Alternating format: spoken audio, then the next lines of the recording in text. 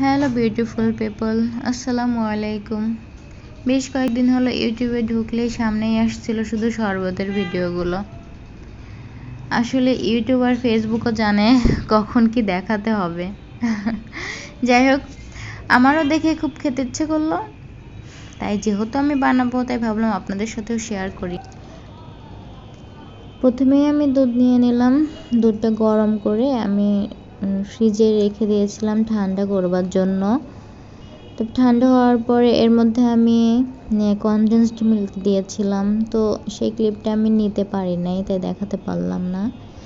তো তারপর এর মধ্যে আমি তরমুজ কুচি করে কেটে দিচ্ছি। এর মধ্যে অবশ্য কনডেন্সড মিল্কের পরিবর্তে চিনিও দেওয়া যেতে পারে। এরপর আমি এটাকে নেড়ে চেড়ে নিলাম তরমুজ মিশিয়ে।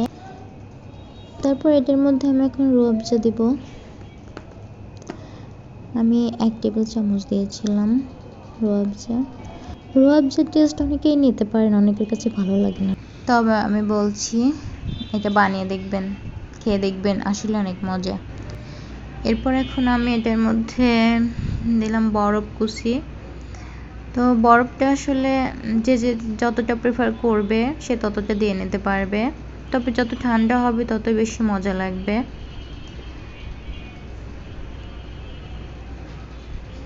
তারপর আমি একটু মিশিয়ে নিলাম। এই তো হয়ে গেল আমার শরবত, মোহাব্বত কা শরবত। এরপর এটার উপর আমি ডেকোরেশনের জন্য একটু আরও কিছু তরমুজ দিয়ে নিলাম। তো আপনারাও ট্রাই করতে পারেন, এটা আসলে অনেক মজার ছিল, অনেক লোভনীয়, অনেক সহজ। ওকে, থ্যাংক ইউ, বাই।